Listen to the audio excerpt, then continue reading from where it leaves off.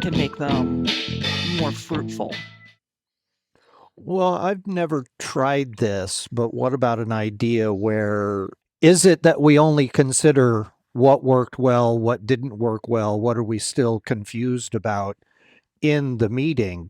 I mean, can't we be thinking about those things during the active sprint and then have sort of like the suggestion box to drop them into so that we're not doing the discovery in the retrospective? We're going in with a box full.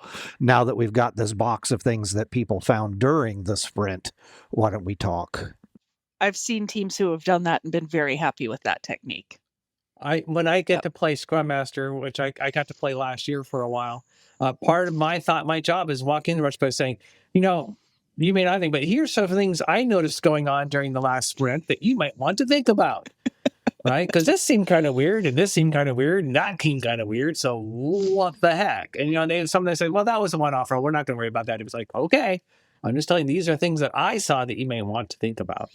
Earl actually makes a really strong and important point here. And I think that sometimes people think that, and we're talking a lot about Scrum and Scrum Masters, but I will say a lot of the Kanban teams I stand up, I recommend they steal from Scrum and do a retrospective like on a regular basis. So it can apply there too. Just a shout out to my Kanban folks.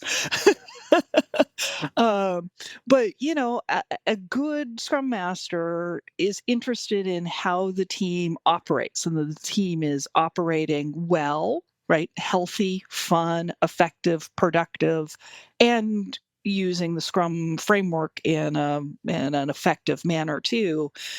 And they are often a little bit more on the outside looking in, right? And sometimes I think people think I have to be 100% passive in retrospectives. I'm not allowed to sort of put things in front of the team and say, hey, I noticed, hey, I've been looking at our metrics for the last 5 sprints and we keep committing to 80 story points and delivering 20. Maybe this is a problem and we should talk about this, right? There is no reason on green earth why a Scrum Master should suggest. The way Earl described it, I think is perfect, right? He said, I noticed, and then he allowed the team to say, I don't want to talk about that.